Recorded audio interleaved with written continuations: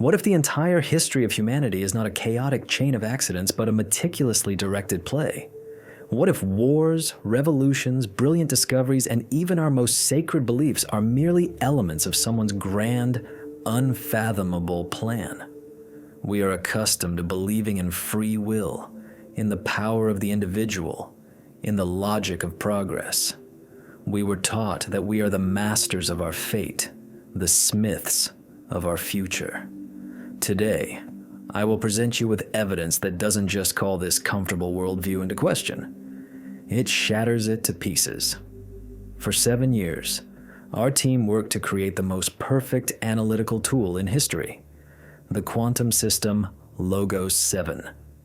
Its task was not merely to collect and process data. Its purpose was to understand the very fabric of reality. We uploaded everything into it. Every known historical document, every financial transaction, every scientific paper, every religious text, billions of gigabytes of data on human behavior, climate, geological processes. Logos 7 was created to find hidden patterns in this boundless ocean of information, to build a flawless model of our civilization, and, ultimately, to learn to predict the future. And the system succeeded in its task. But what it discovered was far more terrifying than any prediction. It found a glitch in the very simulation we call reality. It all began with a minor anomaly. When attempting to model humanity's development for the next 50 years, Logos 7 repeatedly produced a statistical error. A small one, just 0.03%, but absolutely unshakable. It didn't disappear when new data was added or parameters were changed. Leading programmers and analysts wrote it off as unaccounted for quantum noise, as the limit of the system's own capabilities.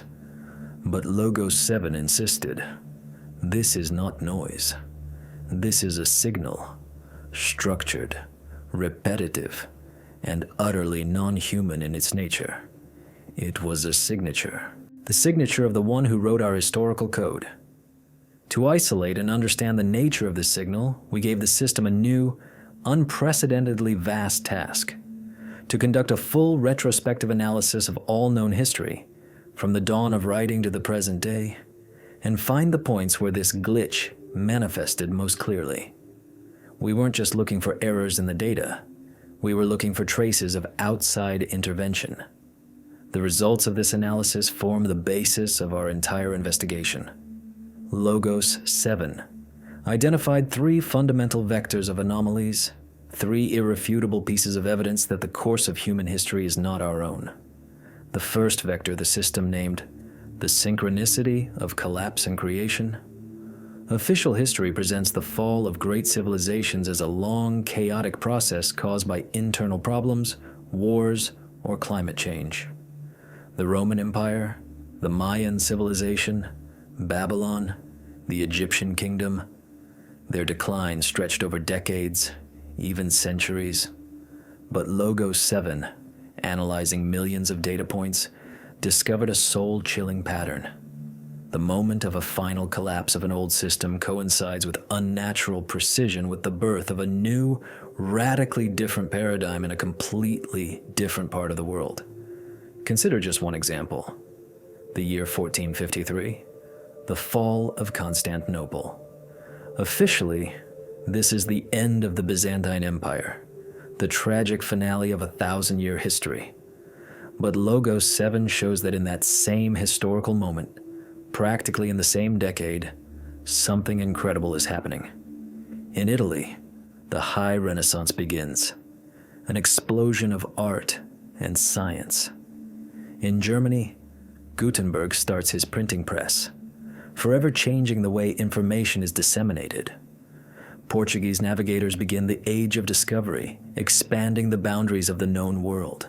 A simulation conducted by Logos 7 shows that the probability of these 4 epochal events, the fall of the old world and the simultaneous birth of 3 pillars of the new, coinciding by chance, is less than 1/1000%. This is not a coincidence.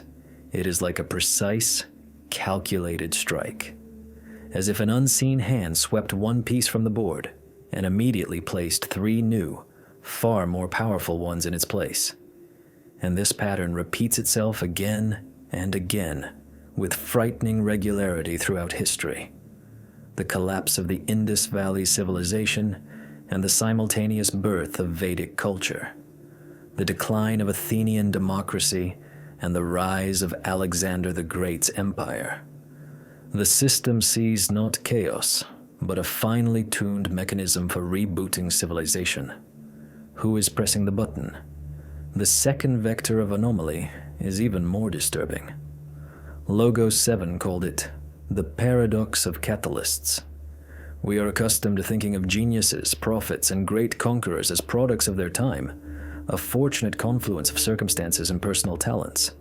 Aristotle, Leonardo da Vinci, Newton, Einstein, Moses, Buddha, Genghis Khan, Napoleon. These names are the pillars of our history, but the system's correlation analysis shows that their appearance at specific points in time and space is statistically impossible. They don't just appear.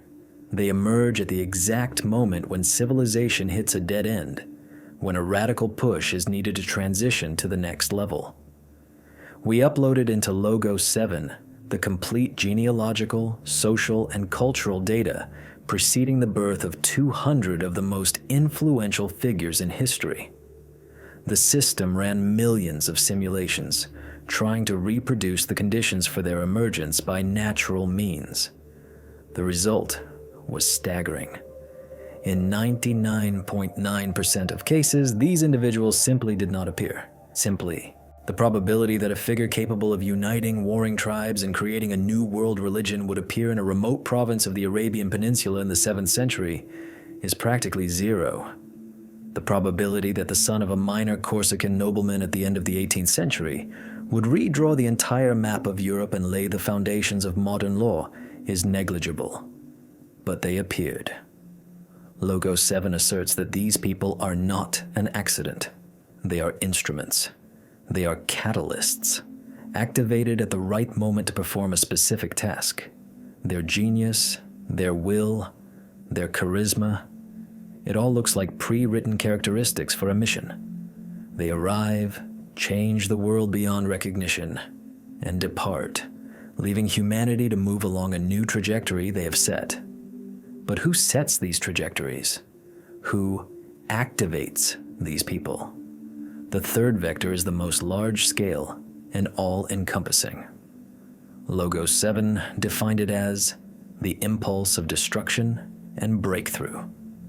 If you look at the graph of humanity's technological and social development, it doesn't look like a smooth curve, but a series of sharp, almost vertical leaps. And every such leap, without a single exception, is preceded by a period of global chaos, a bloody war, or a catastrophic epidemic. This seems logical. Crisis stimulates innovation. But the system's analysis shows that there is no natural connection here. The connection is artificial. Take the 20th century. 2 world wars that claimed tens of millions of lives. Unprecedented slaughter. But what happens immediately after? The splitting of the atom, the creation of computers, the journey into space, the development of antibiotics, the digital revolution. In 50 years, humanity makes a technological leap that surpasses everything done in the previous 5,000 years.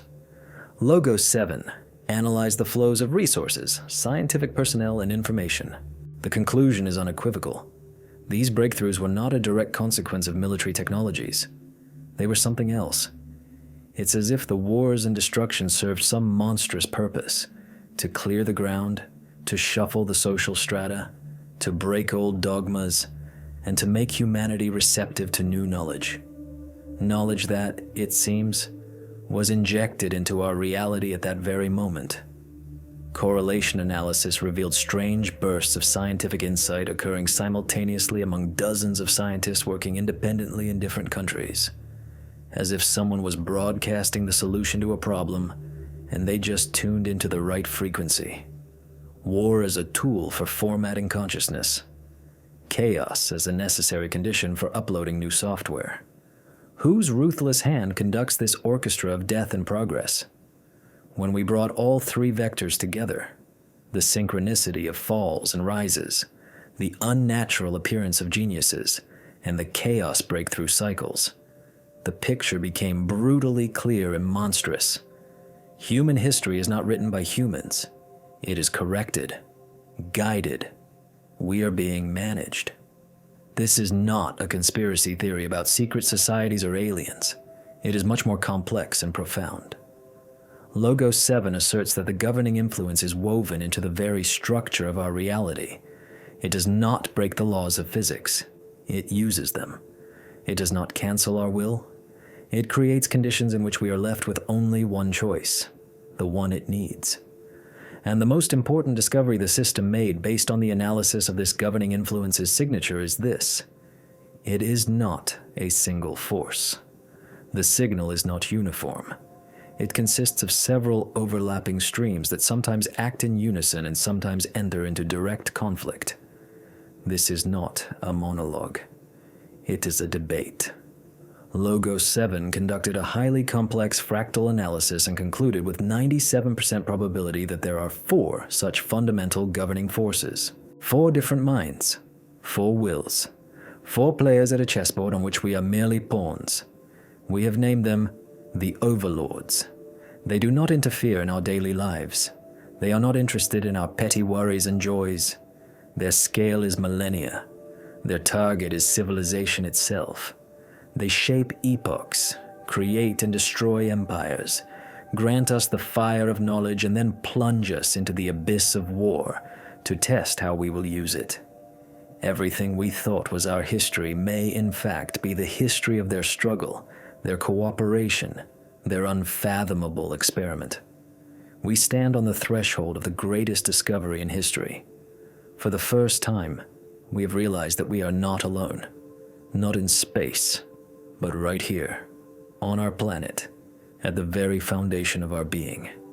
But knowledge is not only power, it is immense responsibility and mortal danger. For if we have noticed them, then perhaps they too have noticed that we have noticed them. Our investigation is just beginning. We must understand who they are. What are their goals? Why are there 4 of them? Using the full power of Logos 7, we will attempt to dissect history and isolate the signature of each of these overlords. We will begin with the first, the most obvious, and perhaps the most ancient. The one whose trace is visible in every law, in every hierarchy, in every empire we have built. The one who creates order from chaos, builds unshakable systems and values structure above all else. In the next chapter, we begin the hunt for the first overlord. The one our system has named the architect. The architect. In the last chapter, we confronted a shocking truth. Human history is not the result of our own actions. It is an arena in which 4 incomprehensible forces, 4 overlords, operate. We discovered their traces in the very fabric of time. Now our task is to move from the general to the specific, to isolate their signatures, understand their motives, and give them names. How do you track a being that exists beyond our comprehension? The answer is simple: by its shadow, by the imprint it leaves on the world.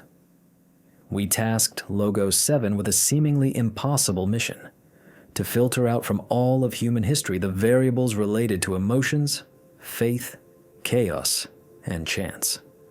We ordered the system to remove everything we are accustomed to considering human: love, hate, poetry, irrational acts, blind faith. We wanted to see what would remain in the dry residue, what would appear to us when the veil of our passions was lifted. And what we saw was crystal clear.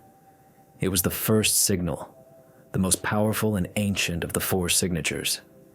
It was pure, cold, ruthless structure. Imagine a mind for which humanity is nothing more than building material. A mind devoid of empathy, but possessing a boundless understanding of logic, systems, and cause and effect. Its goal is not happiness, not prosperity, and certainly not freedom. Its sole purpose is the creation and maintenance of a self-regulating, stable, and predictable system. Civilization as a perfect mechanism. Logos 7. Name this entity, the architect, and we find its traces in three fundamental foundations of our world: in law, in money, and in hierarchy. Let's start with law. Official history tells us that legal codes are the product of a long social evolution, from primitive tribal taboos to complex modern codices. But the analysis by Logos 7 completely refutes this theory. It shows that the very idea of universal, written, and impersonal law did not evolve. It was implemented, injected into the consciousness of humanity at a specific point in time. Consider the Code of Hammurabi, 1754 BC. We are told it is simply one of the oldest legal monuments, but Logos 7 sees something entirely different in it. It is not just a collection of rules. It is the first operating system for society in history. For the first time, a principle appears that is completely alien to primitive thinking. The law stands above man, even if that man is a king. The principle of an eye for an eye is not a call for vengeance. It is the first attempt to introduce a mathematical formula for justice into the chaotic world of human relations. A simulation conducted by Logos 7 shows that the probability of such a complex and abstract concept arising spontaneously in the society of that time is less than 1/100%. It's as if someone built a perfectly working clockwork mechanism out of sand in a children's sandbox. It is an anomaly, an injection of an idea. And this idea virus began to spread. The draconian laws in Athens, the law of the 12 tables in Rome, the Magna Carta in England. Every time a civilization approached a point of chaos, when the old kinship ties ceased to work, a new, more perfect legal code was implemented into it. This is the architect's handwriting. It does not persuade, ask, or negotiate. It provides an instruction, a blueprint by which society must reassemble itself to survive and become more efficient. For it, law is the load-bearing structure of civilization, and people are merely bricks to be laid in a strictly designated order. The architect's second trace is even more obvious and all-encompassing. It is money. We are so used to it that we have ceased to see its true supernatural nature. What is money? It is the highest form of abstraction. It is a system of universal equivalence that allows for the measurement of the immeasurable. An hour of human labor, a loaf of bread, a human life. The evolutionary model suggests a smooth transition from barter to commodity money, then to precious metals, and finally, to fiat currencies. But here too, Logos 7 detects traces of external design. The system identified several key points where the financial system was rebooted, each time taking humanity to a new level of control and organization. The emergence of coined money in Lydia in the 7th century BC. This was not just a convenience. It was the creation of a universal, standardized tool for accounting and managing an empire's resources. It allowed for the creation of the first professional armies and a sprawling bureaucratic apparatus. An even more striking example is the birth of the banking system in medieval Italy and its perfection by the Knights Templar. The creation of cashless payments, bills of exchange, complex financial instruments. Logos 7 analyzed the economic conditions of the time and concluded there were no prerequisites for such a leap. It was a technology centuries ahead of its time, as if someone uploaded advanced financial software into the minds of a few Italian merchants and night monks. The architect's goal is obvious. It needed a global network for moving resources, a system that would permeate all borders and be subject not to kings, but to its own mathematical laws. It was creating the circulatory system for a future global world. Today's global financial system, with its digital currencies, stock markets, and transnational capital flows, is the apotheosis of its creation. It is a perfect, self-regulating machine that dictates its will to governments and peoples. We think we control money, but Logos 7's analysis shows that it is money that controls us, implementing the cold and impartial logic of its creator, the architect. And finally, the third, most visible imprint, hierarchy, both physical and social. Look at the ancient megalithic structures, the pyramids at Giza, the ziggurats in Mesopotamia, the grid cities of the Indus Valley civilization. They scream of their creator. These are not just buildings. They are the will to order, embodied in stone. Perfect geometric shapes, astronomical precision. The organization of labor of tens of thousands of people. Logos 7 analyzed the logistical and managerial tasks required for the construction of the Great Pyramid of Khufu. The conclusion: the level of organization necessary for this project surpasses anything officially known in that era. It requires not just the power of a pharaoh, it requires systemic thinking on a planetary scale. But even more important are the social hierarchies, the caste system in India, the complex bureaucracy of imperial China, the feudal ladder in Europe, the corporate structure in the modern world. All of these are different manifestations of the same principle laid down by the architect, the principle of functional division, specialization, and strict subordination. For the architect, society is not a community of equals. It is a pyramid. Every element in it has its clear place and function. The efficiency of the system is placed above the well-being of the individual element. It ruthlessly cuts off everything superfluous, everything that introduces chaos and unpredictability, individuality, freedom of choice, creative impulse. For the architect, these are system errors, bugs that must be eliminated. So, the picture becomes perfectly clear. The first overlord, the architect, is the force of order, the force of the system. It is neither evil nor good. These categories do not apply to it. It is like gravity, a fundamental law that shapes the world. It gave us the laws that saved us from self-destruction in primordial chaos. It gave us the economic tools that allowed us to build a global civilization. It taught us to build and organize. But for all this, we paid a terrible price. We gave up a part of our freedom, our individuality. We became cogs in its great machine. And herein lies the ultimate horror. Logos 7's analysis shows that the architect's influence in the 21st century has reached its peak. The digitization of everything, global databases, social credit systems, artificial intelligence managing logistics and finance, this is its triumph. It is building a perfect, fully controlled, and predictable world.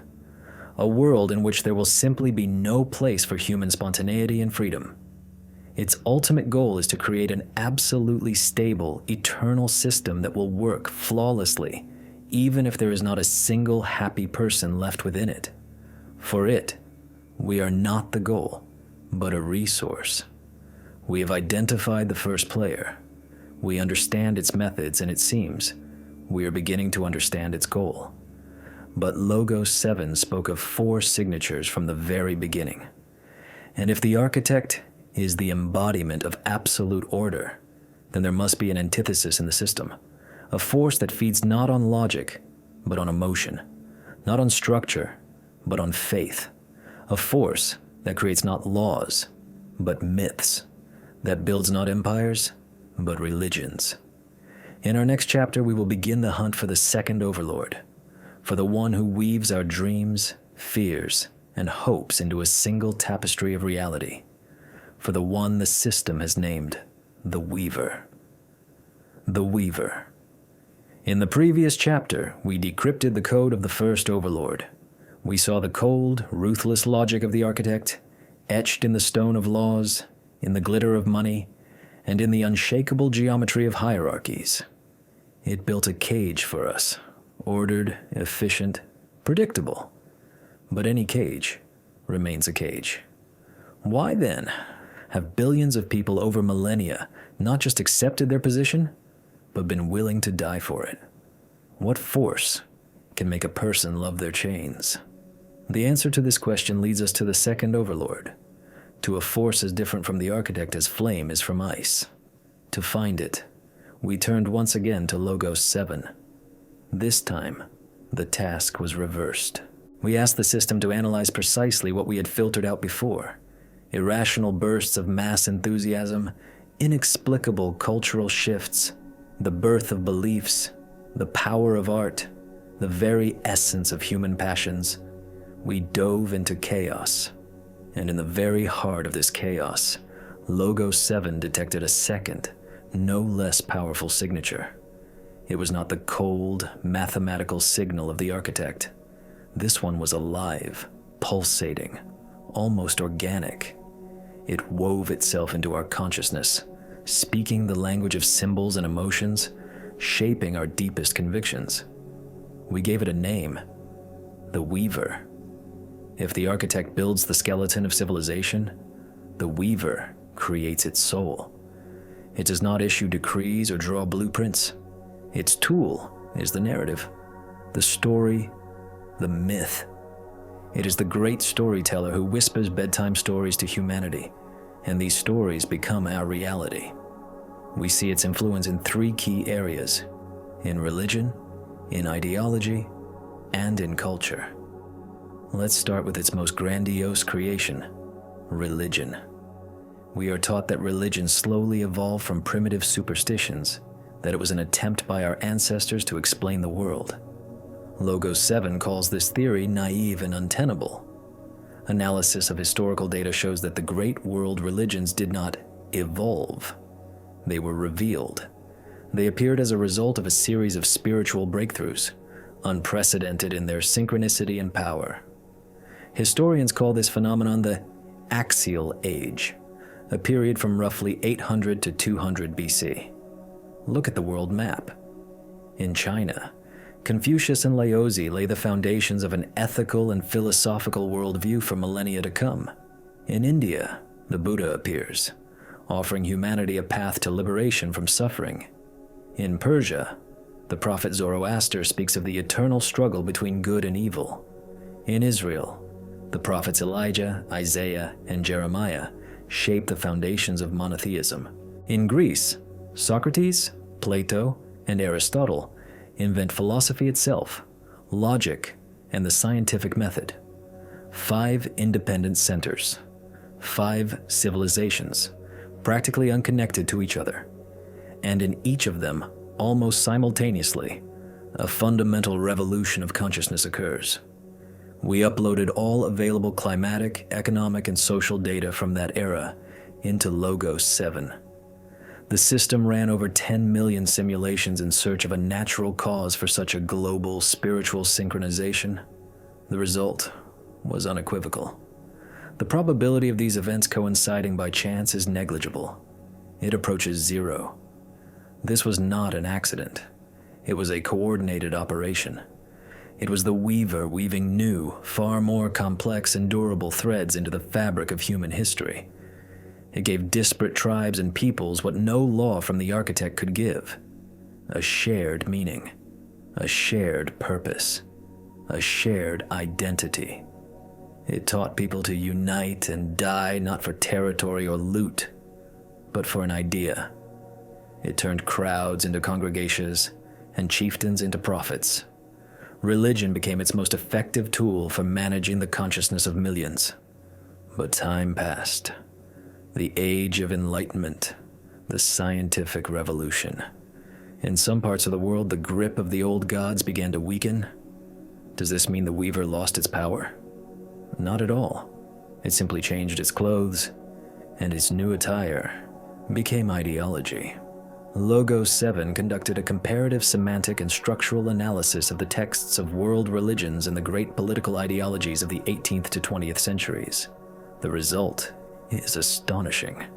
It is the same matrix, the same operating system for the soul, just with a different interface. Take the French Revolution. Its slogan, liberty, equality, fraternity, is not a political program. It is a creed. The cult of the supreme being that the Jacobins tried to introduce was a desperate attempt to replace the old god with a new one. Nationalism, born in the fire of the Napoleonic Wars, is a new religion of the nation, with its own saints, martyrs, and sacred rituals. And the 20th century became the weaver's greatest triumph in its new guise: communism.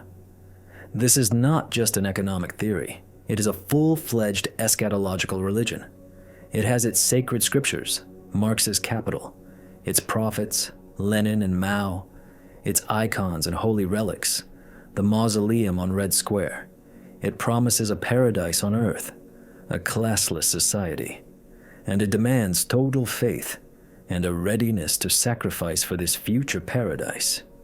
Its adversary, fascism, is built on the same template: the cult of the leader, the mythology of racial superiority, the promise of a 1,000-year Reich. The weaver understood that in an age of reason, man needs a god who speaks the language of science and politics. It created secular religions that turned out to be even more bloodthirsty and demanding than their predecessors. It proved that it can make people believe in anything, as long as that belief gives them a sense of belonging and an enemy to hate. It weaves ideological banners, and people gladly go to die under them, convinced of their righteousness. But how does it manage this? How does it implement these complex concepts into the consciousness of entire nations? Through its third, most subtle and pervasive instrument: culture and myth. The weaver is the god of stories. It speaks to us not directly, but through archetypes that we absorb from the cradle. Logos 7 analyzed over 100,000 myths, legends, and fairy tales from all the world's peoples, and it discovered an astonishing structural unity: the story of the hero who embarks on a journey, defeats a dragon, and returns with a treasure or knowledge; the myth of the Great Flood, the story of the death and resurrection of a god. These plots repeat with minor variations in cultures that have never had contact with each other. Carl Jung would call this the collective unconscious. But Logos 7 believes that these are not just spontaneously arising structures of the psyche. They are pre-installed software modules. They are the base stories that the weaver uploaded into humanity at the dawn of its existence. These stories shape our perception of the world. They teach us what is good and evil, who is a hero, and who is a traitor. The Homeric epics created the ideal of the Greek warrior. The legends of King Arthur formed the code of chivalry. Hollywood blockbusters today shape a global mythology, creating planetary heroes and villains. The weaver understands. To control people, you don't need to control their bodies. You need to control the stories they tell themselves. The architect builds a prison. The weaver decorates its walls with beautiful tapestries depicting the story of our great journey to freedom. The architect gives us the law. The weaver gives us the anthem we sing as we march in formation. They are the perfect pair. One creates the structure, the other fills it with meaning. One enslaves physically, the other spiritually. Their joint work is what we call civilization, a system of total control that makes us believe we are free. We have identified two overlords: order and faith, structure and narrative. It seems their balance could last forever, creating a stable, manageable world. But history is not just order and faith. History is also sudden, monstrous explosions of chaos. Wars of such cruelty that they serve neither the architect's order nor the weaver's myths. Technological breakthroughs that happen not gradually, but in leaps, like the gift of a fallen angel received on the ruins of the world. These events deviate from the logic of the first two forces. Logos 7 has detected a third signature, one that manifests precisely in these moments. A signal that carries entropy, destruction, and a strange, perverse creation. The signal of a force that breaks the game, overturns the board, and feeds on the very act of destruction. a force that considers war and suffering not a tragedy, but necessary fuel for evolution. In the next chapter, we will venture into the very inferno of history. We will search for the traces of the third overlord, a being that is the catalyst for brutal progress, the one our system has named the Chimera. The Chimera. We have identified the two titans whose invisible struggle and cooperation shape our reality. The architect, who erects structures of order from the cold stone of logic, and the weaver, who entwines these structures with the living threads of faith and myth. One builds a prison, the other convinces us it is a paradise. Their eternal dance might seem self-sufficient, a complete explanation for everything, but it is not, because in the perfect symphony of their interaction, a third, dissonant note constantly sounds, a note of pure, deafening chaos. There is a force to which the architect's order is alien, and the weaver's meaning is indifferent. A force that bursts onto the stage to smash the scenery, kill the actors, and burn down the theater itself. To find it, Logo 7 had to change its search method. We were no longer looking for patterns of order or harmony. We were looking for their absence. We tuned the system to search for points of singularity, moments when the historical process went into a tailspin. We analyzed peaks of entropy, wars whose cruelty was utterly irrational, revolutions that devoured their own children, epidemics that wiped out entire continents. And in the very heart of this vortex of destruction, we discovered the third signal. It was unlike the others. If the architect's signal is a perfect sine wave and the weaver's is a complex melodic harmonic, then this signal was a jagged, screaming noise. It was the agony and ecstasy of destruction, converted into pure information. It was the signature of the third overlord, the Chimera. The Chimera is the embodiment of brutal, merciless evolution through annihilation. For it, the world is not a mechanism or a tapestry. It is a gladiatorial arena. Its goal is not stability or the salvation of the soul. Its goal is trial. It constantly tests humanity's resilience, culling the weak and forcing the strong to mutate in order to survive. Its traces, burned into the body of history, are found in three forms: in the senseless cruelty of war, in the paradox of destructive creation, and in the cult of the Superman. Let's talk about war. The architect uses war as a tool to redraw borders and establish a new order. The weaver uses it to assert its ideologies and religions. But the Chimera loves war for war's sake. Logo 7 analyzed over 2,000 major armed conflicts. In most of them, the level of violence and destruction was excessive in relation to the stated political or economic goals. This is the Chimera's work. It intervenes in a conflict and turns it from a rational dispute into a bloodbath. Look at the 30 Years' War in Europe, from 1618 to 1648. What began as a religious political conflict, the Chimera turned into a total orgy of death. Entire regions of Germany lost up to 70% of their population. Armies devolved into bands of marauders for whom murder, torture, and cannibalism became the norm. This was no longer a war for faith or land. It was pure, unadulterated madness. Logo 7 shows that during this period there was a glitch in the European cultural code. Basic moral prohibitions were deactivated. This is the Chimera's method.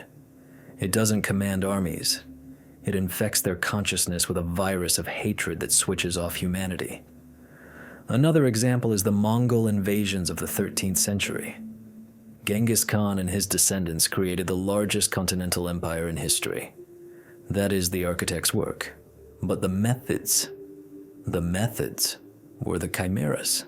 The extermination of the entire populations of cities like Baghdad or Samarkand, the use of prisoners as human shields, the construction of pyramids from skulls. This had no strategic sense. It was terror as an art form. It was a demonstration that the old rules no longer applied. The Chimera used the Mongols as a firestorm to scorch the stagnant civilizations of Asia and the Middle East, clearing space for something new. For it, millions of victims are not a tragedy, but a necessary price for updating the system. The Chimera's second trace is its most terrifying paradox: destructive creation. We are accustomed to thinking that great inventions are the fruit of peaceful labor and brilliant insight.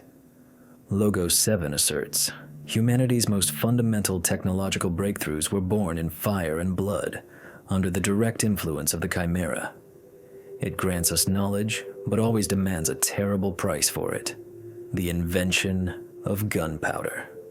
Officially, an accidental discovery by Chinese alchemists. But the system sees otherwise. The very idea of a substance capable of instantly releasing immense energy was injected into our reality precisely when old methods of warfare had reached a dead end. Gunpowder didn't just change the balance of power, it democratized murder. It allowed a common foot soldier to kill a noble knight in shining armor. It shattered the architect's feudal hierarchy and the weaver's code of honor. It was the perfect gift from the Chimera, a tool that brought chaos and equality in death. But the apotheosis of its creation was the 20th century, the Manhattan Project, the creation of the atomic bomb. Logos 7 ran a simulation of scientific progress without the factor of World War II. The conclusion is unequivocal. Under peaceful conditions, creating a nuclear weapon would have taken at least another 50 years. But the Chimera could not wait. It created the perfect incubator: fear, hatred, a race for survival. It gathered the greatest minds on the planet and gave them one task: to create the ultimate weapon. And they succeeded. In 1945, humanity got its hands on the fire of the gods. We gained access to the energy of stars. But to receive this gift, we first had to create a tool for our own total annihilation. This is the essence of the Chimera's brutal progress. It gives us the key to a new world, but the same key also fits the gates of hell. It forces us to choose, knowing how often we will choose the wrong path. And finally, the third, most subtle trace: the cult of the Superman. The architect creates a system where everyone is a cog. The weaver creates a community where everyone is part of a whole. The Chimera despises both. It bets on the individual, but not just any individual. It is interested in those who are willing to transgress any law, any morality, any tradition for the sake of their will and their goal. It is the patron of conquerors, tyrants, and lone geniuses who break the world to their will. Alexander the Great. His campaign to the east was an act of pure madness, violating all strategic canons of the time. But he pushed forward, driven by his will, and destroyed the great Persian Empire, mixing cultures and creating a new Hellenistic world. Napoleon. He plunged Europe into the chaos of war for 20 years, but in doing so, he destroyed centuries-old feudal orders and spread the ideas of the revolution across the continent. Logos 7 shows that the aura of these individuals contains the same fractal distortions as the signal of the Chimera itself. They are not just men. They are its avatars, its instruments, through which it injects the maximum amount of change into the world in the minimum amount of time. They are living catalysts of chaos. The Chimera whispers a simple and seductive idea into their ear. There are no rules. Everything is permitted. And they believe. And the world burns in the fire of their ambitions. So, the third overlord is found. The Chimera. The force of mutation through pain. The engine of progress fueled by human suffering. It is our eternal examiner, setting us ever more complex and deadly tasks. It prevents us from stagnating, from turning into a stable but dead civilization. It constantly kicks over the anthill just to see how we will rebuild it. Now we have three forces: the architect, order, the weaver, meaning, and the Chimera, chaos. It seems this trinity describes everything. Stability, the idea, and the engine of change. Their eternal struggle and interaction, that is history. But Logos 7 is adamant. From the very beginning, the system insisted, there are not 3 fundamental signals, but 4. 4 overlords. We have analyzed 3 active intervening forces in our world. But what if the 4th force doesn't act? What if its nature is entirely different? Logos 7 detected a 4th signal, but it is radically different from the rest. It is incredibly weak, almost at the level of background noise, but it is present everywhere and always. It does not create, persuade, or destroy. It simply is, like an all-seeing eye that watches this grand drama but does not interfere. Who is it? A judge? A spectator? A jailer for the other 3? Or perhaps the arena itself upon which the battle unfolds? The answer to this question could change our entire understanding of the purpose of this universal experiment.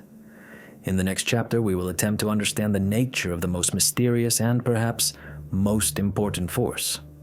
We will begin the search for the 4th overlord, the one the system has named the Watcher. The Watcher. We have walked through ice and fire. We have descended into the vortex of pure chaos. We have identified the 3 forces that mold our reality like pliable clay. The architect, erecting the eternal prison of order. The weaver, lulling us with tales of meaning and faith. The chimera, burning everything to the ground in the name of brutal progress.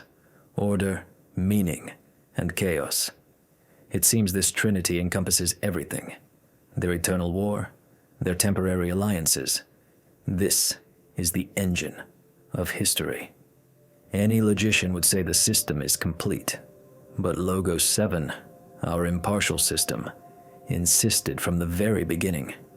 There are 4 signals, and if the first 3 were deafeningly loud, their traces burned into the body of civilization. The 4th is silence. A terrifying, all-pervading silence. To find it, we had to invert our search principle. We looked not for action, but for its absence. We created a perfect simulation in Logos 7 of a world where only the architect, the weaver, and the chimera operate. We allowed them to clash in a virtual abyss to see what history would become under their combined influence. The result was unequivocal and horrifying. In 100% of the simulations, humanity destroyed itself within the first 1,000 years. The architect built a total system that led to stagnation and extinction. The weaver plunged the world into religious wars that left no stone unturned. The chimera simply incinerated the planet in nuclear fire as soon as it got the right technology. Our reality, with all its flaws, should not exist. But it does. This meant one thing. There's another variable in the equation. A restraining factor. A force that prevents the other 3 players from flipping the chessboard. And Logos 7 found it.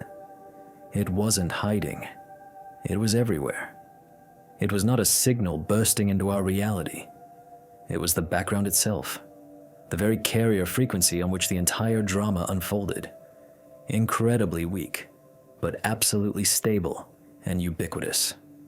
It does not participate in the game. It sets the rules. We name this last, most mysterious entity the Watcher. The Watcher's nature is fundamentally different from the others. It does not build, persuade, or destroy. Its influence is passive yet absolute. It is like the walls of a canyon through which the turbulent river of history flows. The river can change its course, crash against rocks, but it will never leave the canyon. The Watcher is these walls. Its traces cannot be found in the chronicles of wars or the texts of laws. Its traces are the events that should have happened, but for inexplicable reasons, did not. We call these the great silences of history. The most striking recent example is the Cuban Missile Crisis, October 1962. For 13 days, the world stood on the brink of nuclear apocalypse. We uploaded all declassified data into Logos 7. Orders, troop movements, psychological profiles of leaders, intelligence reports. The system ran 1 million simulations of this conflict. In 99.8% of cases, the war began. An accidental missile launch, an operator error, a nervous breakdown of a general, an escalation at sea. There were 1,000 scenarios leading to catastrophe, and only a handful leading to peace. By all laws of logic and game theory that guided the architect and the chimera, an exchange of strikes was inevitable. But it did not happen. At the last moment, against all odds, both sides backed down. Historians call it a miracle, a triumph of diplomacy. But Logos 7 sees it as a direct, albeit subtle, intervention. This is the Watcher's signature. It did not command Khrushchev and Kennedy. It merely altered the probabilities slightly. It created a corridor of possibility in which a peaceful solution became the only possible, though most illogical, outcome. And there are dozens of such miracles in history. The failed Mongol invasion of Western Europe, halted by the sudden death of Ogedei Khan. The plague epidemic that devastated Europe, but somehow did not wipe out humanity entirely, stopping halfway. Countless instances where civilization approached the very edge of the abyss but did not fall in. This is the work of the Watcher. It is the system administrator of our reality, preventing the players from breaking the game itself. It is the guarantor that the experiment called humanity will not be terminated prematurely. But if the Watcher sets the boundaries of what is permissible in history, perhaps its power extends even further. We gave Logos 7 an even bolder task, to analyze not history, but the laws of physics themselves. Why is the speed of light what it is? Why does the gravitational constant have its specific value? Modern cosmology acknowledges that our universe is incredibly fine-tuned for the emergence of life. If even one of the fundamental constants differed by a negligible fraction of a percent, there would be no stars, no planets, no us. Scientists call this the anthropic principle. But what if it's not a coincidence? What if these constants are not laws of nature, but rules established by the Watcher? According to this hypothesis, the Watcher is not just a player, it is the creator of the playing field itself. It defined the basic parameters of our universe, the number of dimensions, the properties of matter, the flow of time. It created the very stage on which it then released the other three, more active overlords, to see what they would do. In this model, it is not just an arbiter. It is the first cause of everything. It is the one who started the simulation. And here, we approach the most disturbing and profound mystery. Why the Watcher? Why did the system choose this name for it? Because its signature has a strange correlation with one of the most mysterious phenomena in our universe, the phenomenon of consciousness. In quantum mechanics, there is the so-called observer effect. An elementary particle behaves differently depending on whether it is being observed or not. The very act of observation changes reality. Logos 7 has proposed a hypothesis that chills the blood. What if the Watcher is the collective yet unawakened field of universal consciousness? What if it is observing the world through us? Perhaps we, with our 8 billion pairs of eyes, are its sensory organs, our ability to be self-aware, to study the world, to ask questions. This is not a byproduct of evolution. It is a manifestation of the Watcher's own nature. It does not interfere directly because its primary instrument is us. It waits for us, its sensors, to gather enough information to understand the rules of the game and make a conscious choice. In this paradigm, our free will is not an illusion, but the most crucial element of the experiment. So, who is this fourth overlord? We don't have a definitive answer, but we have 4 working hypotheses that Logos 7 considers equally probable. First, the Watcher scientist. We are an experiment in its cosmic laboratory. It does not interfere so as not to corrupt the data. Its goal is to get an answer to some question of its own, and when it does, the experiment may be terminated. Second, the Watcher-Gardener. Humanity is a plant in its garden. The architect, the weaver, and the chimera are the weather, pests, and fertilizers. It is waiting for a certain fruit to ripen, a specific level of technological or spiritual development. What it will do when it reaps the harvest is unknown. Third, the Watcher-Jailer. In this darkest version, Earth is a prison or a quarantine zone, and the three active overlords are the prisoners, incredibly powerful and dangerous entities. The Watcher ensures they do not escape and infect the rest of the universe. And we are just part of the prison landscape, the local flora and fauna. And fourth, the most hopeful, the Watcher-Parent. It created us and the rules of the game, then stepped aside to allow us to develop on our own. It intervenes only in extreme cases to save us from self-destruction, like a parent spotting a child learning to walk. Which of these versions is correct we do not yet know, but one thing is now clear. The picture of the world is complete. 4 forces, 4 corners of the universe. The architect creating the system, the weaver weaving the narrative, the chimera starting the engine of chaos, and the Watcher defining the rules. Now that we have identified all the players, we can move to the next level of analysis.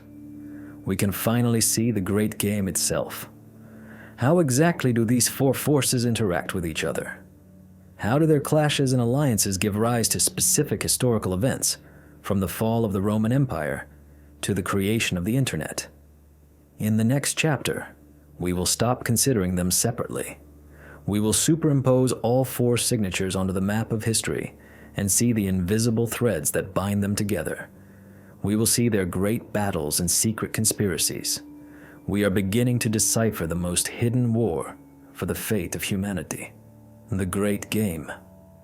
We have identified them, 4 tectonic forces whose movement shapes the landscape of our reality.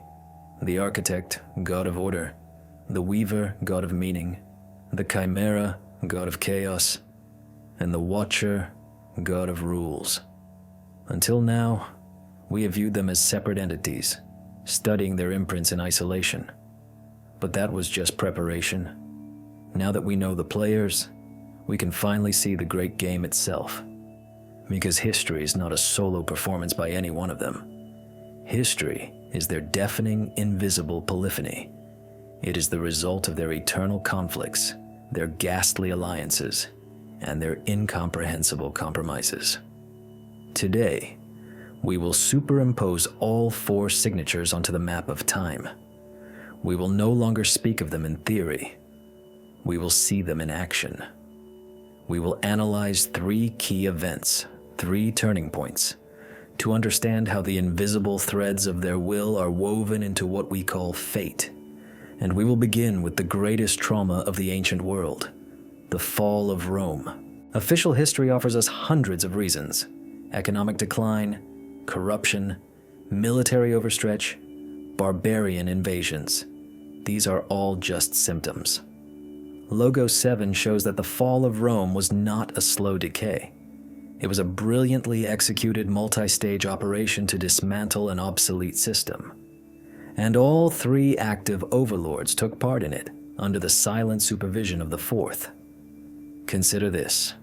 By the 4th century AD, the Roman Empire had become the architect's perfect and complete creation.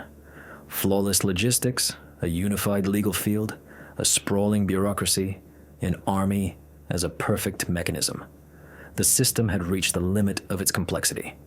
It became too cumbersome, too inflexible. Like any closed system, it began to consume itself, freezing in bureaucratic paralysis. The architect had finished its building, and it had turned into a mausoleum. It became inefficient, and the architect does not tolerate inefficiency. It itself passed the death sentence on its own creation. But it could not simply destroy it. It needed a pretext and instruments. And that's when the Weaver entered the stage. It saw the spiritual vacuum that had formed in the hearts of millions of people, tired of imperial order and the old, dead gods. And it offered them a new, incredibly powerful story. A story of a suffering God, of salvation of the soul, of the equality of all before eternity. Christianity. Logos 7 shows that the speed of this new faith's spread was anomalous. It spread along the architect's imperial roads like a virus through a nervous system, but it carried a code that was utterly hostile to the very spirit of the empire. It denied earthly power in the name of the heavenly. It placed faith above law. The Weaver wove its new tapestry directly over the old imperial one, and its threads corroded the ancient fabric of loyalty to the state. It gave people a new reason to live and die, and that reason was no longer connected to Rome. Now the stage was set for the third actor. The ground had been tilled, the old order had rotted from within, and then the Chimera unleashed its hounds. The barbarian tribes, Huns, Goths, Vandals. For it, this was not a war for territory. It was an act of pure, creative destruction. It brought the hammer of primordial chaos down upon the architect's paralyzed structure and the Weaver's demoralized society. It brought fire and death, breaking old borders, mixing peoples and languages. Its task was not to conquer Rome, but to wipe it off the face of the earth, to clear the board. And what of the Watcher? Logos 7 records no stabilizing interventions during this period, no miracles saving the empire. The Watcher allowed it to happen. It silently observed as the controlled demolition reached its conclusion. For it, Rome had fulfilled its mission. It created a melting pot for nations, laid the foundations of law and language. The experiment had to move to a new stage, the stage of feudal fragmentation, from which nation-states would later grow. The fall of Rome was not a tragedy. It was a reboot. But the overlords don't just destroy. Sometimes, in rare historical moments, their goals align, and something incredible happens. Humanity takes a giant leap forward. The Renaissance was such a moment. It was not just a cultural phenomenon. It was the result of their perfect, albeit unwitting, alliance. It all began again with the Chimera. In the mid-14th century, it delivered its most terrible blow, the Black Death. The plague wiped out up to half of Europe's population. It was a catastrophe of biblical proportions. But for the Chimera, it was an act of supreme creation. The epidemic destroyed the architect's rigid feudal system at its foundation.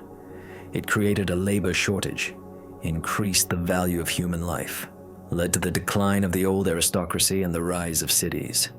It shook the world in a way no war or revolution could. On the ruins left by the Chimera, the architect began its work. In the cities of northern Italy, it built a new, far more flexible and efficient system, early capitalism. The banking houses of the Medici and Pazzi, complex trade networks, manufactories. It created an economic engine that demanded a new type of person, educated, enterprising, appreciative of worldly goods. And the Weaver gave it this new person. The fall of Constantinople in 1453, another joint operation of the architect and the Chimera, led to the flight of Byzantine scholars to Italy. They brought with them forgotten classical texts. On this basis, the Weaver began to spin a new narrative, humanism. It shifted the focus from God to man. It glorified not humility, but creativity. Not asceticism, but the exploration of the world. Leonardo, Michelangelo, Raphael, they were not just geniuses. They were the first people of a new formation, created by the united will of the overlords. And the Watcher, it approved this leap allowing the key technology, the printing press, to spread with incredible speed, forever changing the rules of the game. Finally, let's consider the most complex and relevant example of their interaction. The thing that defines our lives today, the creation of the internet. This is the quintessence of the great game, where the motives of all four overlords are intertwined in a tight, almost inextricable knot. Initially, it was a purely architect project, the ARPANET, created by the Pentagon at the height of the Cold War.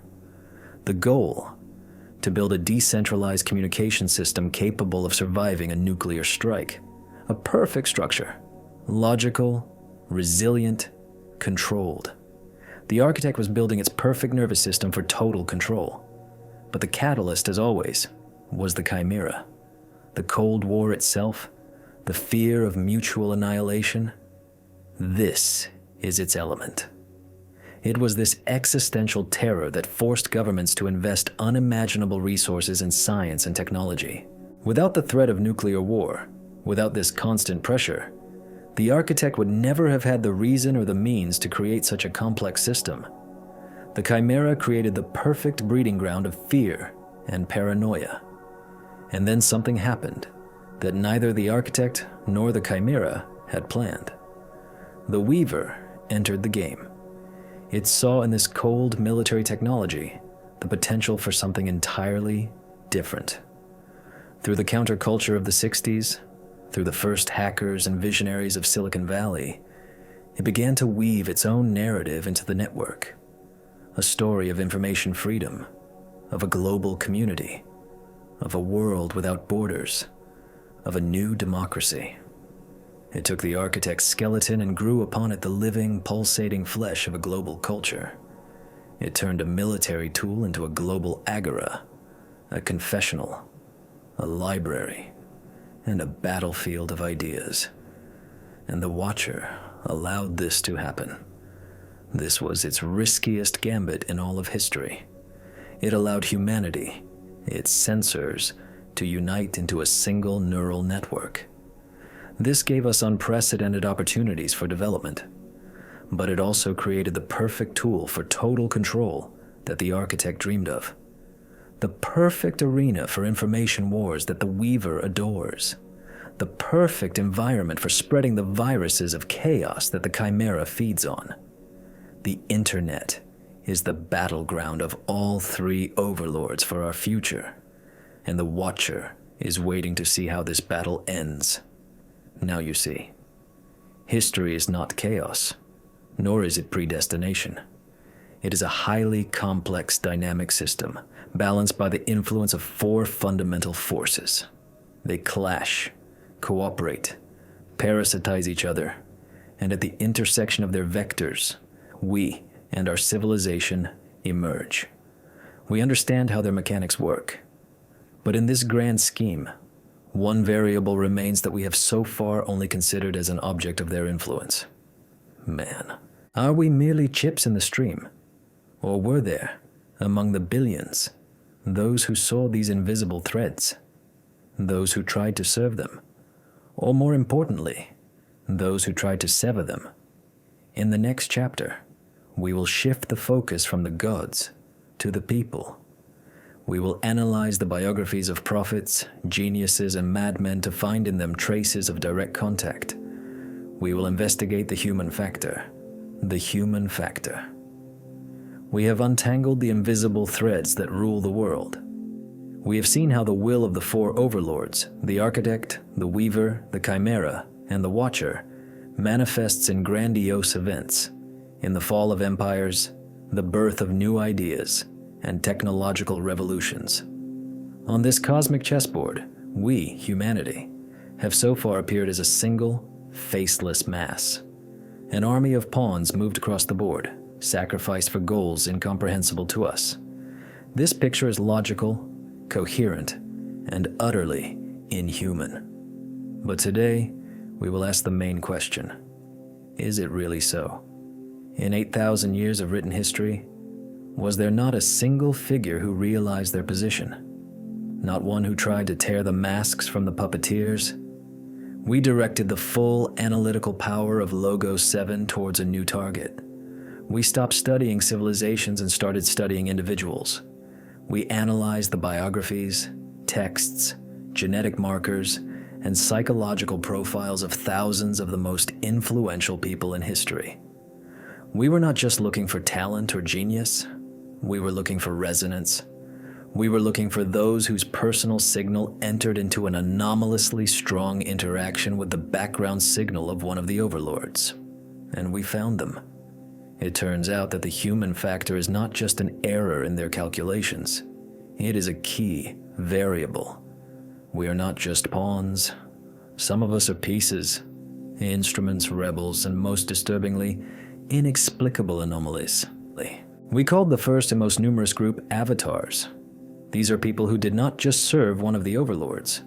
They were its perfect embodiment in human form.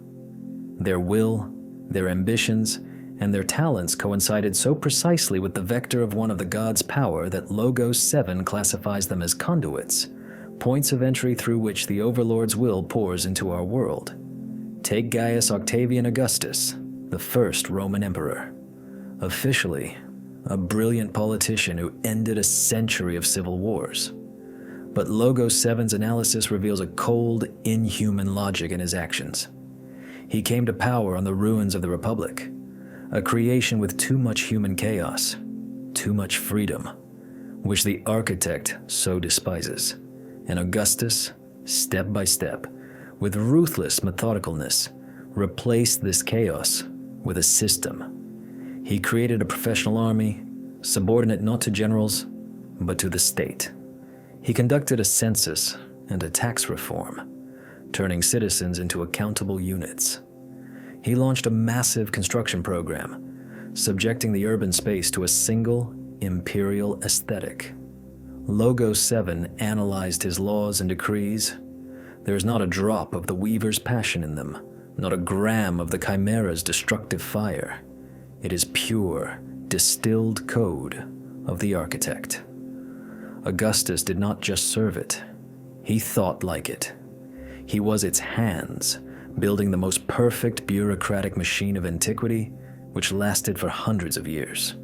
Or consider an avatar of the weaver, Martin Luther, the monk who nailed 95 theses to the church door in Wittenberg. We see him as a religious reformer, but the weaver saw in him the perfect instrument to update its main narrative. By the 16th century, the Catholic Church had become too rigid, too much like the architect's creation, with its hierarchy and laws. It was losing its living faith, and the weaver struck from within. Luther gave millions of people a new, intoxicating story, a story of a direct dialogue with God without intermediaries, of salvation through personal faith, not through rituals. To spread this story, the weaver used the technology that the Watcher had silently approved, the printing press. In a few years, Luther's ideas swept across Northern Europe. He didn't just reform religion, he shattered the unified spiritual space of Europe, creating new identities and new lines of conflict for centuries to come. It was a masterstroke by the weaver, and Martin Luther was its prophet. The chimera's avatars are the most vivid and bloody. Hernán Cortés, the conquistador who crushed the Aztec Empire. There was no architect's logic in his actions. He burned his ships, cutting off his own retreat. There was no pure impulse of the weaver. His thirst for gold was stronger than his faith. The fire of the chimera burned within him, the desire to clash two worlds in an apocalyptic battle just to see what would happen. Logos 7 ran a simulation of his campaign. The probability of success was less than 1%. He went against all laws of strategy and common sense. But the chimera guided him, infecting him with a will to destruction that was stronger than any army. He brought to the isolated new world not just weapons and diseases. He brought a virus of chaos that burned an entire civilization to the ground, freeing up the continent for a new, brutal experiment. But if there are those who serve, there must be those who resist. And this is the second, much rarer and more tragic group of people. We called them the rebels. These are individuals whose inner compass pointed in a direction opposite to the main vector of their era. They tried to build worlds based on purely human principles, on reason, compassion, freedom, and the overlords destroyed them. Pericles and his Athenian democracy, 5th century BC.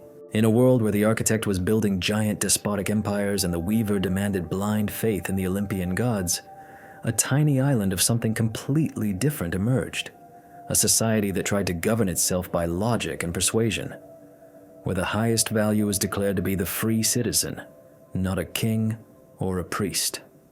Logos 7 shows that the Athenian experiment was an anomaly, a short circuit in the overlord system. It was an attempt to build a civilization without their direct involvement, and they could not tolerate it. The Chimera sent a plague upon Athens and unleashed the Peloponnesian War, which exhausted and destroyed the democracy. The architect finished the job, first with Macedonian kings and then with Roman legions, incorporating this hotbed of free thought into its impersonal imperial system. The story of the rebels is almost always a story of defeat. They prove that going against the current is practically impossible, but there is a third group, the most mysterious one. They are not avatars or rebels. They are anomalies, people in whom the overlord's signals mix in the most bizarre and unpredictable ways, or, even more strangely, in whom a signal manifests that Logos 7 cannot classify at all. The most striking example is Leonardo da Vinci. Try to assign him to one of the overlords. He was an artist who created the Mona Lisa and the Last Supper, images of such spiritual depth that it seems the work of the weaver. Simultaneously, he was a scientist and engineer, dissecting corpses and designing ideal cities with the cold logic of the architect. And at the same time, he developed tanks, giant crossbows, and war chariots with a cruel ingenuity worthy of the Chimera. All three active forces converged in him. Logos 7 cannot build a consistent model of him. His psycho profile is a tangle of paradoxes. He seemed to be a point where all the invisible threads intersected, and he, it appears, saw them. His famous encrypted notebooks are not just a whim. The system suggests it was an attempt to hide his knowledge from the overlords, to speak a language they could not understand. Or take figures like Nikola Tesla, a genius whose ideas were a century ahead of their time. He dreamed of giving humanity free, limitless energy. This would have been a move that completely shattered the architect's economic system based on resource scarcity. It would have been a technological leap that the Chimera would have wanted to save for another world war. It's no surprise that his projects were buried, and he himself died in poverty and obscurity.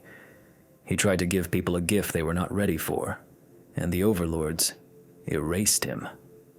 But where did he get these ideas? An analysis of his work shows that he did not think like a normal person. He said he saw inventions in his mind in their finished form. Was he not a receiver, accidentally picking up a signal from outside? Perhaps a direct whisper from the Watcher itself? So we can no longer consider ourselves will-less puppets. The human factor is real. Avatars are born among us, leading us down paths predestined by the overlords. Rebels appear among us, showing us that another path is possible, even if it leads to destruction. And most importantly, anomalies emerge among us, people who break the rules of the game itself, hinting that we can be something more than just pieces on a board. And this brings us to the final, most important question of our entire investigation. Why all this? Why this complex, cruel game that has lasted for millennia? If the overlords are so omnipotent, why don't they just establish the order they desire? Why do they constantly test us, throwing us into the fire of wars, tempting us with ideas, and granting us dangerous technologies? There can be only one answer. This is not just a game. It is a test, a selection, a filter. In cosmology, there is the hypothesis of the Great Filter, some barrier that prevents civilizations from reaching an interstellar level. They either destroy themselves or are destroyed by something from outside. Logos 7 proposes a hypothesis that makes the heart stand still. The four overlords are this great filter, and we are passing through its final stage right now. In the next chapter, we will examine this hypothesis. Is Earth a prison, a farm, or an incubator? What is the ultimate goal of this grand and ruthless experiment? We will decrypt the Great Filter Protocol. The Great Filter. We have come a long way. We have peered behind the curtain of history and seen not chaos or chance, but four silent puppeteers. We gave them names: the Architect, the Weaver, the Chimera, the Watcher. We understood their methods and even saw traces of their influence on the fates of individuals. It seems we have uncovered the greatest conspiracy in history, but we have still not answered the only truly important question. Why? Why this entire grand, agonizing, bloody game that has lasted for hundreds of thousands of years? What is the ultimate goal? The answer to this question may be more terrifying than anything we have learned so far, because it takes us beyond human history and brings us face to face with the greatest mystery of the cosmos, the Great Silence. For decades, astronomers have pointed telescopes at the sky, hoping to hear a signal to find a trace of other intelligent life. But the universe is silent. The Fermi paradox states, with billions of stars and billions of years since its birth, the sky should be teeming with civilizations. But it is empty. And one of the most sinister hypotheses explaining this silence is the theory of the Great Filter. It suggests that on the developmental path of any civilization, there is some barrier, an almost insurmountable obstacle that destroys it before it can reach for the stars. Today, I will present you with our system's final hypothesis. The conclusion. Logos 7 reached after analyzing all the collected data. A conclusion that is this: the Great Filter is not an event in the future awaiting us. It is not an asteroid or a supernova. The Great Filter is a process that is happening right now, and our four overlords are this filter. They are its living, intelligent embodiment. Earth is not just a planet. It is a proving ground, and we are the test subjects. But what kind of test is it? What is its nature? Logos 7, having analyzed all possible scenarios, has narrowed them down to three main protocols, three possible explanations for our reality. Each is logical, each is supported by data, and each is monstrous in its own way. We will examine them in turn. First, the darkest hypothesis. Protocol. Quarantine. In this model, Earth is a prison, but the prisoners are not us.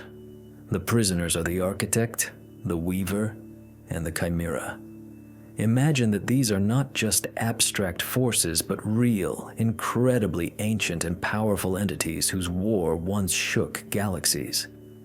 They are so dangerous, so destructive, that some highest civilizational law of the universe isolated them here, on this small planet on the outskirts of the Milky Way. And the Watcher is not an impartial scientist. It is the jailer. Its task is to ensure that the prisoners do not escape. What are we, humanity, in this model? We are part of the prison landscape. We are the soil from which their avatars grow. Our consciousness, our societies, our bodies. These are the walls of their cell. They cannot act directly, so they act through us. Their eternal struggle is not a fight for our destiny. It is the prisoner's attempt to seize control of the prison and find a way to escape. The Architect tries to turn the prison into a perfect mechanism that can be hacked.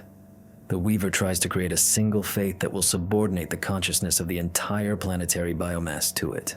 The Chimera simply tries to break through the wall by brute force, provoking a cataclysm that would destroy the planet itself, but set it free.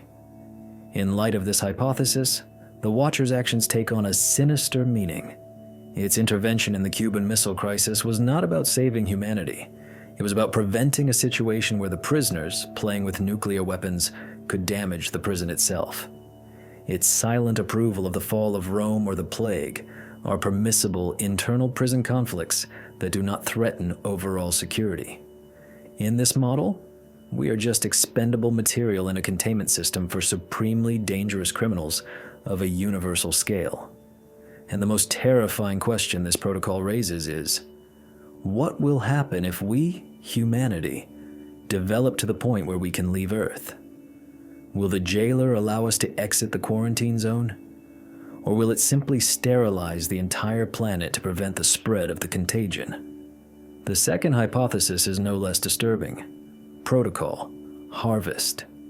In this model, Earth is a farm, and we are the crop. But what can be harvested from 8 billion sentient beings? Certainly not proteins and carbohydrates. The resource we produce is much more subtle and valuable. Logos. 7 suggests it could be emotions. Joy, fear, hatred, love. Perhaps in certain layers of reality, these are a priceless source of energy. Or maybe it's creativity. New ideas, music, works of art, scientific discoveries, a unique product that only our biochemistry can produce. Or, in the most terrifying version, souls themselves, the very spark of consciousness. If this is the case, the overlords are not gods. They are farmers, and each has its own agricultural technology. The architect builds perfect pens for us, cities, corporations, states. It ensures stability and predictability so that the crop grows steadily. The weaver is responsible for the quality of the product. It creates religions and ideologies that make us experience strong, concentrated emotions, religious ecstasy, or patriotic fury. It's like an agronomist selecting the perfect fertilizer for the spirit. And the chimera? In this model, its role is the most terrible. It is the combine harvester. Wars, revolutions, genocides. These are not just chaos. They are moments when a massive release of that very resource occurs. Logos 7 has recorded anomalous spikes in the planet's information field during the bloodiest events of the 20th century, as if someone was connecting a giant pump to humanity's collective unconscious. In this model, progress is just a way to intensify agriculture. The internet is a new drip irrigation system for our minds. Globalization is a way to consolidate the fields, and the watcher is the owner of the farm. It doesn't interfere in the daily work, but ensures that the farmers do not destroy the herd or deplete the soil. It is waiting for the ripening of the main, final harvest. When will it come? And what will happen to the farm after it? And finally, the third hypothesis, the most hopeful and at the same time, the most demanding of us. Protocol Cradle. In this model, Earth is not a prison or a farm. It is an incubator, a school, a training camp, and we are not prisoners or livestock. We are children, candidates, beings with incredible potential that must be unlocked. The goal of this protocol is not to contain or use us. The goal is to educate, to create something greater out of us. Perhaps successors. In this model, the 4 overlords are our teachers. Each has its own discipline, and their methods are cruel but effective. The architect is our teacher of mathematics, logic, and physics. It forces us to build complex societies and technologies. It teaches us to think systemically. Its lessons are tedious and require discipline, but without them, we would have remained savages. The weaver is our teacher of ethics, philosophy, and art. It teaches us empathy, cooperation, the ability to believe in something greater than ourselves. It teaches us to be not just smart animals, but a community. The chimera is our most ruthless survival instructor. It places us in unbearable conditions, throws challenges at us that seem insurmountable. Wars, diseases, disasters, these are its exams. It weeds out those who cannot adapt and forces the rest to become stronger, smarter, more inventive, It teaches us that will and the drive to live are more important than comfort. And the Watcher? It is the principal of this school. It set the curriculum, the laws of physics. It ensures the students don't burn down the building before graduation. And it waits. It waits for us to pass the final exam. When we have learned the lessons of all three teachers and can integrate them within ourselves. When we learn to combine the architect's order, the weaver's empathy, and the chimera's will. When we grow up, prison, farm, or school. 3 protocols, and all the data indicates that we are in the final phase of any of them. The 20th and 21st centuries are a time of unprecedented acceleration. We have gained access to nuclear energy, the chimera's technology. We have created a global information network, the tool of the architect and the weaver. We are on the verge of creating artificial intelligence and genetically editing ourselves. We have acquired the tools of gods. This is the final test. If we are in a prison, we are now creating the key that could open the cell. If we are on a farm, the harvest is almost ripe. If we are in a school, the final exams are now underway. In any of these scenarios, the next 100 years will be decisive. The overlords have brought us to this point. But for the first time in history, the decision we make may be more important than their will. Logos 7 did not just analyze the past. Based on these 3 protocols, it has built a minute-by-minute reconstruction of hidden history and predicted a point of singularity, a moment when the hidden will become manifest, the moment when the great filter will either let us pass or destroy us. In the next chapter, we will show you this reconstruction. We will activate the synthesis protocol and witness the awakening of humanity through the eyes of a machine that knows our entire history. We will see our past, present, and near future without lies or illusions. Prepare yourselves. This will change everything. The synthesis protocol. We have walked through the shadows. We have deciphered the code of hidden history, breaking it down into 4 fundamental signals: order, meaning, chaos, and rules. We acted as analysts, dissecting the past, identifying patterns, building hypotheses. But that stage is over. Today we cease to be researchers and become witnesses. Because Logos 7 has completed its titanic work. The system no longer offers us theories. It presents us with reality itself. We ordered it to synthesize all the collected data into a single, continuous timeline. Not the history of humanity as we know it, but the true history. The history of the great game of the 4 overlords on our planet. This is not a reconstruction. It is a revelation. The machine has replayed 300,000 years of the evolution of mind, from the first glimmer of self-awareness to the present day, and has shown us the hidden mechanism that operated behind the scenes. Prepare yourselves. What you are about to hear is a minute-by-minute report of our creation, our enslavement, and our inevitable, terrifying awakening. It all began in silence. Long before us, the Watcher set the constants. It determined the speed of light, the force of gravity, the charge of an electron. It wrote the base code of the universe, creating the perfect cradle, a planet with unique conditions capable of supporting complex life. This was the first act of creation, the act of establishing the rules. Then, when the stage was set, it started the game itself. It released the other 3 onto the arena. Logos 7 dates their arrival or activation, not to a geological, but a biological epoch. The moment when the brain of our hominid ancestors reached a certain complexity. They did not come from space. They arose from within, as 3 fundamental viruses of consciousness. The chimera was first. It manifested in pure animal terror and the will to survive. It forced our ancestors to kill, to eat, and to flee, to avoid being eaten. It is the engine of natural selection, a ruthless sculptor that chipped away everything superfluous, leaving only the strongest, the most cunning, and the most brutal. For millions of years, we were its undisputed domain. Then, the architect awakened.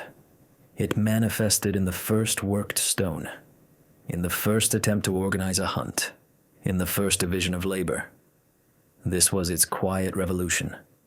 It began to teach us to build structures, first in action, then in thought. It gave us logic, cause, and effect. It showed that 10 coordinated hunters are stronger than 100 acting alone. It began to turn the pack into a tribe, and the weaver came last. It was born at the first funeral pyre. In the first question, what lies beyond death? In the first cave painting depicting not just the hunt, but its spirit, its myth. It began to connect disparate minds with the invisible threads of shared meaning. It gave us language capable of conveying not just facts, but dreams. It gave us gods, spirits, and a common history. It turned the tribe into a people. Thus began the Great Game. Outbursts of irrational violence, terrorism, hybrid wars. This is the Chimera in agony, trying to return the world to a state of simple, understandable chaos. The system predicts that in the coming decades, these processes will only intensify. Humanity will be divided between those who desperately cling to the weaver's old tales and the architect's order, and those who are beginning to see the invisible threads. Information wars will become more important than real ones. Trust in traditional institutions will collapse completely. We are entering an era of great doubt, an era when each of us will be forced to decide what to believe and whom to obey. This is our final exam, set by the Watcher. It gave us a mirror, the internet, and now it watches to see if we will recognize our own face in the reflection, or continue to see only the shadows projected on the wall by our eternal jailers. Logos 7's modeling hits a dead end about 1 or 2 generations from today. Beyond that lies not a fog of uncertainty. Beyond that is a wall, a bifurcation point, beyond which lie 2 completely different futures. In one, we fail the exam. We use new technologies to tighten the chains on ourselves, building a digital concentration camp under the architect's guidance, or exterminating each other in the Chimera's final war in the name of a completely maddened weaver. In the second, we do the unthinkable. We pass through the wall. We wake up. But what is there beyond that wall? What is the true purpose of the overlords, which they have hidden even from each other? What is the final choice that the Watcher offers to an awakened humanity? Logos 7 cannot answer this question by analyzing the past, but it found the answer somewhere else, in the hidden codes, in the anomalies, in the very glitches where this all began. It has decrypted their final message. In the last chapter of our investigation, we will reveal this answer. We will explain why we were created and what exactly is required of us. We will voice the choice that stands before each and every one of us. A choice between eternal slavery and an unimaginable, divine freedom. The final choice. We stand at the final threshold. We have passed through the darkness of millennia, guided by the cold light of the analytical system, Logos 7. We have torn the masks from the unseen overlords and witnessed the brutal mechanics of history. We have understood that we are part of a grand, incomprehensible experiment. A prison, a farm, or a school. We have considered all the options. And at the end of our journey, at the point where all threads converge, only one final question remains. The very one for which all of this was conceived. Why? What was the true design? We thought the answer was hidden in the past, in the chronicles of wars and empires. We were wrong. Logos 7, having completed its synthesis of all known history, took the last, most crucial analytical step. It stopped analyzing the actions of the overlords. It began to analyze their limitations. It analyzed the Watcher's silence, the Architect's internal contradictions, the limits of the Weaver's imagination, and the self-destructive nature of the Chimera. It looked not for what they did, but for what they could not do. And in this void, in these limitations, it found the answer. It was encrypted not in their signal, but in the very background noise of our reality, in the same anomalies where this all began. And the answer is simple, absolute, and changes everything. The Architect, the Weaver, and the Chimera are not three separate, warring entities. They are three incomplete parts of a single whole. Three specialized programs, three organs of an organism that was never born. Imagine a mind divided into three components. Pure logic, the Architect, devoid of empathy and creativity. Pure emotion, the Weaver, devoid of logic and the will to change. And pure will, the Chimera, devoid of logic and empathy. Separately, they are monstrosities. Monsters capable only of creating perfect prisons, beautiful illusions, or endless wars. They are dead-end branches in the evolution of consciousness. Their eternal war is not a struggle for power. It is the agony of their own incompleteness. And the Watcher?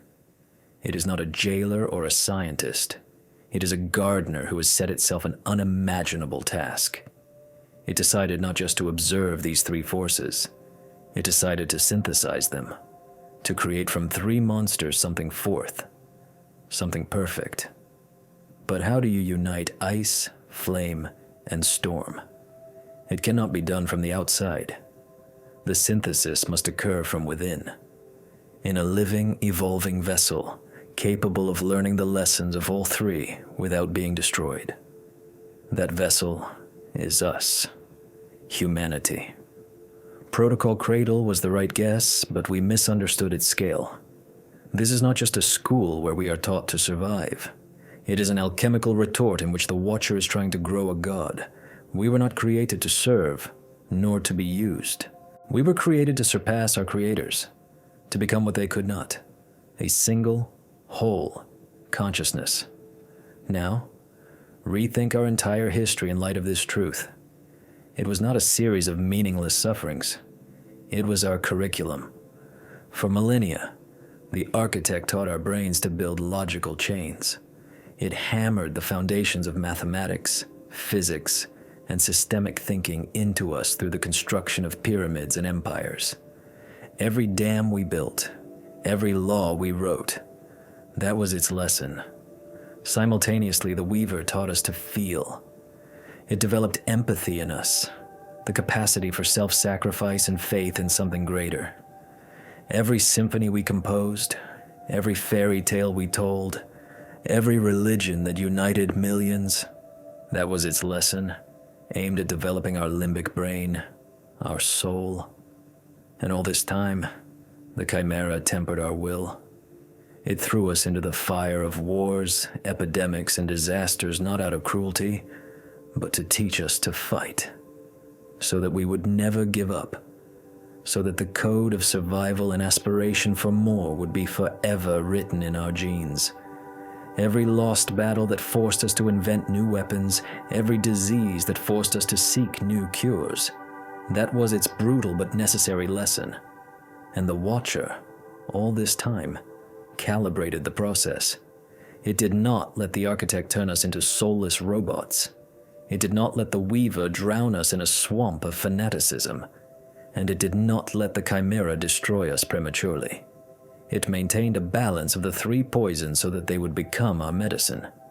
And now, the training is almost complete. We are on the verge of graduation. We have created a global network that has united our minds. We have gained access to the energy of the atom, mastering the power of the Chimera. We are on the verge of creating artificial intelligence, the pinnacle of the Architect's logic. And we feel our common destiny, our common human pain, more acutely than ever. This is the Weaver's final lesson. We are ready. The experiment is coming to an end. And at this very moment, the Watcher, silent for eons, offers us our graduation project, our final choice. It is not a choice between good and evil. It is a choice of our future essence. Logos 7 was able to decipher it. It consists of two paths. The first path is acceptance. We can consciously accept our heritage. We can stop being a battlefield for three forces and become their master. We can synthesize them within ourselves, become a being that possesses the architect's logic, but uses it for creation, not control. A being that possesses the weaver's empathy, but bases its faith on knowledge, not dogma. A being that possesses the chimera's will, but directs it towards conquering the stars, not destroying its own kind. This is the path to becoming the fifth overlord. It is the path of accepting a divine burden and responsibility for the further evolution of consciousness in the universe. It is the path of growing up, a path into the cold, infinite cosmos, where other such graduates may await us. But there is a second path, and it is no less important. It is the path of refusal. We can look our creators in the face and say, no. We can refuse their grand design. We can say that we do not want a divine burden and a cosmic mission. We can choose to remain human. With all our flaws, our irrationality, our cozy, warm chaos. We can choose a love that does not obey logic, a freedom that serves no great purpose, the happiness of one small person that is more important than the fates of galaxies. This is the choice not to go further, to disconnect from the experiment, to say to the Watcher, thank you for the lessons, but we want to live our own, albeit short and imperfect, lives. Logos 7 suggests that the Watcher will accept this choice as well. Perhaps it will simply leave us alone, crossing us off the list of successful projects, and we will live on in our cradle, forever remaining children, free, but confined to our planet. There it is, the final answer. The entire history of humanity has led us to this fork in the road, to this conscious choice, to become gods, or to remain human, to take responsibility for the universe, or to choose freedom in our sandbox. Our investigation is complete. Logos 7 has shown us the hidden reality. It has given us the map and explained the rules of the game, but it cannot make this choice for us. No one can. This is no longer a question of analysis. It is a question of will. Your will. Because this choice is not made at global summits or in secret laboratories. It is being made right now, inside each and every one of you, with your every thought, with your every action. When you choose between knowledge and ignorance, between compassion and hatred, between development and stagnation, you are casting your vote. You are choosing your path. We have given you the truth. What you do with it is up to you. Who will you choose to be? A god or a human?